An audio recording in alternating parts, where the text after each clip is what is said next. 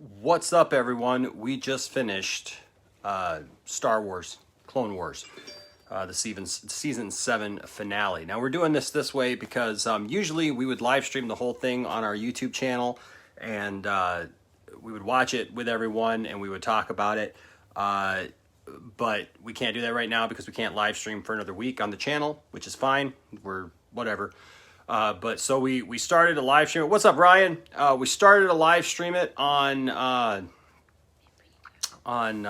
Facebook channel, and then of course we got cut off halfway through because we have to dispute that because Disney recognizes the music in the background, and so whatever. Last time they released it, but unfortunately while it was broadcasting, we got cut off. So a lot of you guys got cut off. I know a lot of people were in the stream until it got cut off. Yeah. Wow. A lot of emotion. Not necessarily how I thought it was going to end. Man, just a lot to process there with that. And trying to see and think about how that ended, why it ended the way that it did. I love, if you haven't watched it yet, and you're watching this, spoiler alert, but I love the fact that Darth Vader makes a cameo. Mm-hmm. And actually, that animation at the end really, really made me excited, where I would love to see some animation during that time period. Like with Darth Vader and with the Empire and stuff. If we're not going to get a live action series during that time, the Vader scene, very emotional. Vader doesn't even say anything. Yeah, Ryan just says, I love the scene with Vader at the end. I mean, Vader doesn't even say anything. He just walks up and does his thing. And but it was enough. It was. It was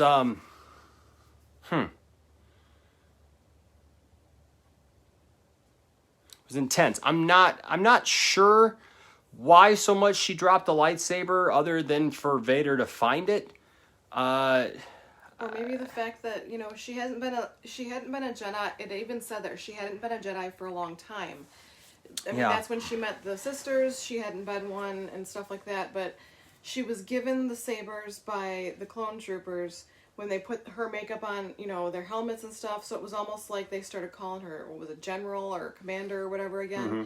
Yeah. So it was like she was kind of like, brought back into the fold, but then it's like she felt that she not disappointed them, but it's like she had to bury all of them because of Order 66. They went against her. She tried not to kill them, but they still died because of the destroyer crashing. Yeah. So I think in a way that she feels that she failed. And so I don't deserve this lightsaber. I mean, you could see the way that she was just staring at those graves because she felt that she failed. Yeah. Because she said, they may be willing to die, but I'm not going to be the one to kill them. No, I get that. That's at least what I perceived. Ryan says, I think it was her weight. I kind of cut ties with the Jedi too as well. Yeah, no, I get it, man. She cuts that, but that's the thing is the Jedi are gone. Everybody's gone at that point. I guess it ended weird for me. Because with all of the stuff that... Like anticlimactic? A little bit, because I felt like with all the stuff that they had been doing up to this point, kind of leading up to this, I felt like that there was going to be something more. And so it's interesting how it ended. I don't think it ended badly. It leaves it open for the next shows that either did happen or will happen. Well, now it makes me want to go back and watch those episodes of Rebels. Yeah. Where she's introduced again. And you see the time that she fought when she was holding the ship back, and it's like, you wanted so much for her to keep Maul there, but you knew he had to leave because of him showing up later on Rebels. So it was like a weird feeling of like, come on, but you're like, oh, wait a minute, he has to leave. Yeah. It was definitely intense. Mm-hmm.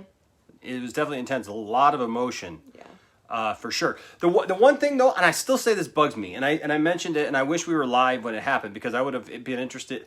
It's a sucky thing about this stupid copyright strike right at this time where we got to do this thing because I was so excited about May the 4th and doing some of this stuff. Okay, so Ryan says it was a little lackluster for me as well. So I'm not the only one. Okay, well that makes me feel better because I was just like, I like it and it was definitely intense, but there was something missing. It just seemed to like not really kind of. There were parts of it that were just hitting like every cylinder. Last week's had the oomph that... The last 3 weeks. I know, but it's like last week's would have been a perfect ending versus even this week. This felt like an epilogue. Yeah. Kind of felt like, okay, this is what kind of happens afterwards, you know. But so here's, and we've talked about this a few times, like on the channel and stuff, is when Jedi are able to use the Force and when they're not able to use the Force.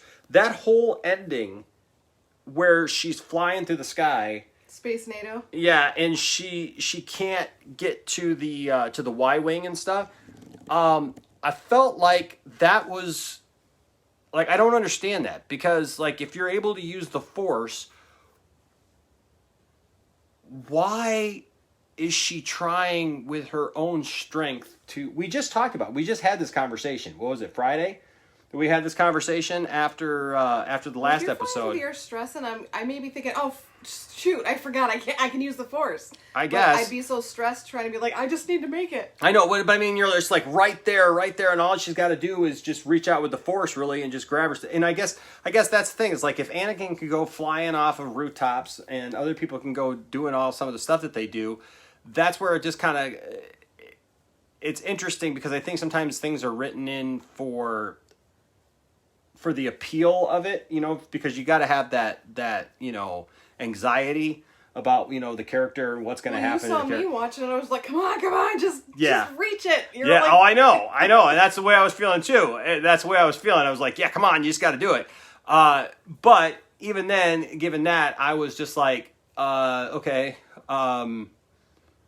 you know, like all she really needed to do was just kind of use the Force and pull herself toward... I mean, if she's able to push several clone troopers away and defend herself and everything. Maul's ship. Yeah, and hold Maul's ship. It seems like she would just be able to reach out with the Force and just kind of pull herself towards the Y-wing. I don't know. That's just me. But it's not me. Not me.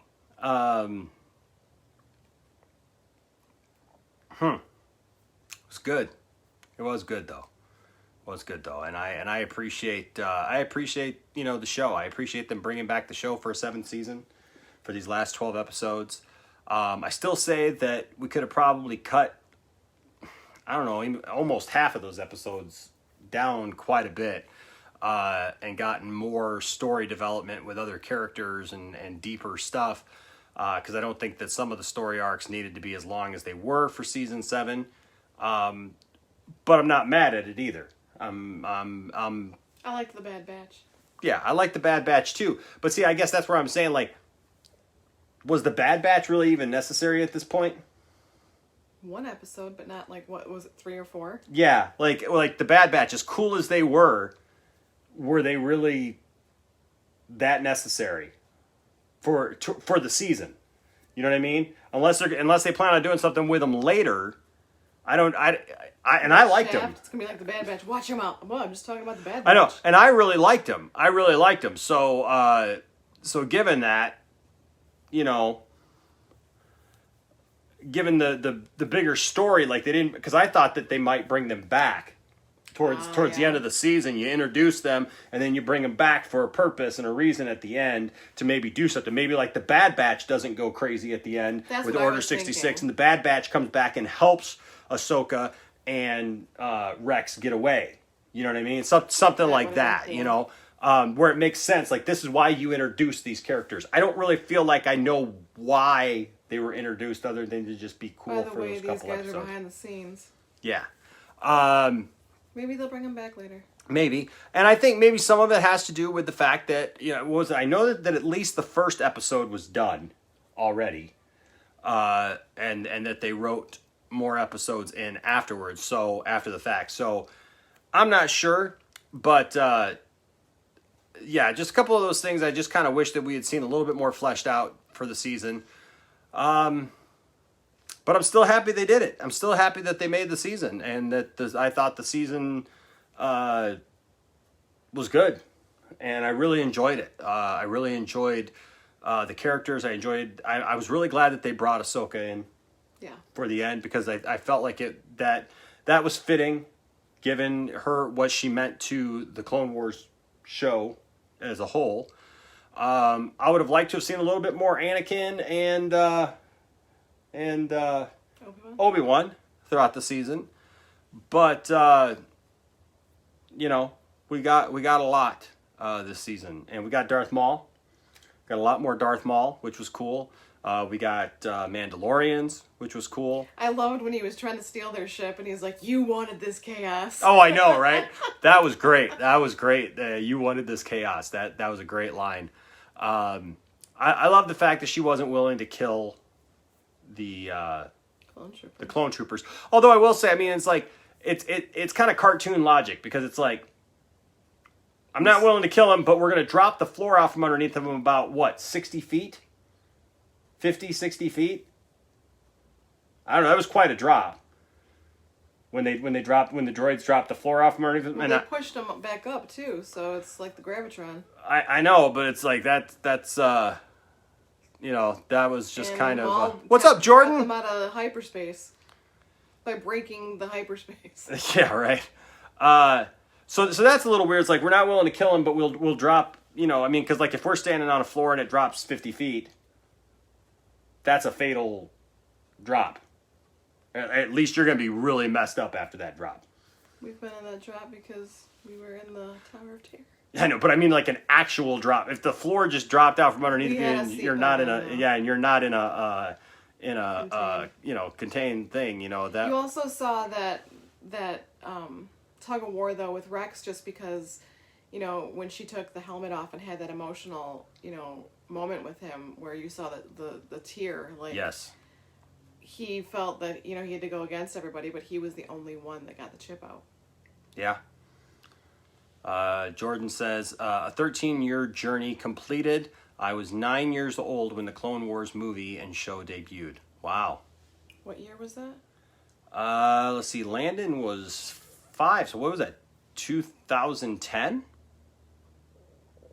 That the Clone Wars came out? I think wasn't it 2010, 2009? Something like that. Would have been 19 or 20 then. Yeah, because Landon was born in 2005, and I could have sworn he was 5. Wait a minute. No, wait. You know what? He was younger than 5. No, he was younger than 5. He was younger than 5, because it was before we were married. And we got married in 2012, so we've been married for 8 years. And Landon was 7 when we got married. Well, I don't know. No, it's about that time. That's about that time. Yeah, now that I think about it, it's about that time. So he was about 4 or 5. 2008, if we count the movie. Okay, so 2008. Okay. Oh, then I was 20. And was he 3 when I took him to see that movie? I didn't think he was that young when I took him to see that movie, but I mean, it's all on there. So, yeah, I mean, we count the movie because those were the first couple episodes. Because that's what I took Landon to when he was really young. So he would have been 3 years old when I took him to. See, I just remember he wasn't really into it, and I'll be honest with you, I wasn't into that first movie at all either. I really had some issues with that first movie and the first season. It just, it was kind of hard to watch at times. But you felt that way about the Tron Uprising, and yet you watched it just this last couple months, and you liked it, where me and Isaac watched it when it first came out. It wasn't our favorite, but yet it was still another taste of Tron for us, so we... But it's universal. It's universally that, I mean, I guess there's a few people who liked it when it first came out, but as a rule, pretty much everybody likes it about season 3 is when it really kicks in and got good, and people really liked it and started really feeling it was about season 3. So, yeah, just an interesting group of characters. this season with Trace and what was her sister's name in the couple episode arc. I actually liked that arc. I actually didn't mind. You didn't at first because you complained about it. No, like we don't need this. No, I didn't complain about it. I actually didn't mind that arc. I just wanted to see where it was going. It should have gone further with 3 episodes of them. Yeah, it was just kind of like a side. I have to say though that I held my breath when she like went to go hit the button and she's like, I just got rid of the spice. I'm like, oh, I know. Yeah, right. Now you're in trouble. Yeah, that wasn't a smart thing to do. But you know, all things considered, I think it was a very fitting end to the Clone Wars saga, and we got to see it all the way through, and I'm glad that we got to see through Order 66 and a little bit beyond. Yeah, that is cool. Now I want to know why Vader was there though at the end. Don't you? I kind of want to know why Vader was there at the, like, was he looking for her? That's what I'm curious. Was he going around looking for her in his purging of the Jedi afterwards? Was he going around looking for her, trying to find her because he knew that she was aboard that ship? When he felt her, when they were crossing in space during the episodes. So I'm not sure.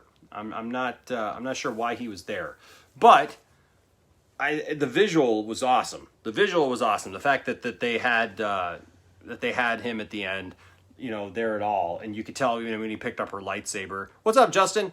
When he picked up the lightsaber and was able to look at it and say, he knew whose it was. Mm-hmm. He definitely knew whose it was, which makes that scene now in Rebels even much more just intense because his heart went out to Ahsoka even in Rebels, where he wanted Ahsoka to kind of join him and be with him, and so she was his Padawan. She was his He trained her. Yeah, he trained her, and so which you saw in the previous seasons of Clone Wars, leading up to that. Yeah, I mean it was all there. So. Just really intense moments. A lot of very emotional moments to end the series with, and some very intense imagery to end the season with for sure. Be interesting to see where they landed though too. That crash. Where did they go? Yeah, like what planet is that? Well, because afterwards I was thinking, well, maybe it's Hoth in like a different season, because it's obviously snow covered at the end. Colder than 60 below. It's obviously snow covered at the end. So, but I mean, not to say just that every snow covered planet has to be Hoth, because there's different planets and everything. Was it a planet or a moon though? Because when they were crashing, Rex said, "We're being pulled into this moon." Oh, did he? Okay, well then I guess. Well, that's kind of an interesting thing in Star Wars, because like Endor, at the end of Return of the Jedi, where they crash is not actually the planet of Endor. It's a moon. It's a forest moon. That's no moon. Yeah, well, it's a forest moon. The forest moon of Endor. Yeah, the Death Star is orbiting a small moon, and that's where the Ewoks live. They don't actually live on Endor. So, but it gets talked about like it is Endor, but really they say the forest moon of Endor. So is it that the little moon is called Endor and it's part of a larger system? But usually when they talk about it, it's the Endor system. So I don't know. I'm gonna have to look that up now. I'm gonna have to look that up and see what all that's about. Jordan says, have you heard that Ralph Fiennes is going to play the evil teacher in a Matilda remake?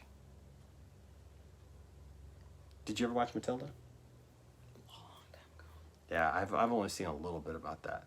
And then he says, I'm pumped for Scoob coming May 15th. I know that there's all kinds of toys and stuff right now that have come out for that.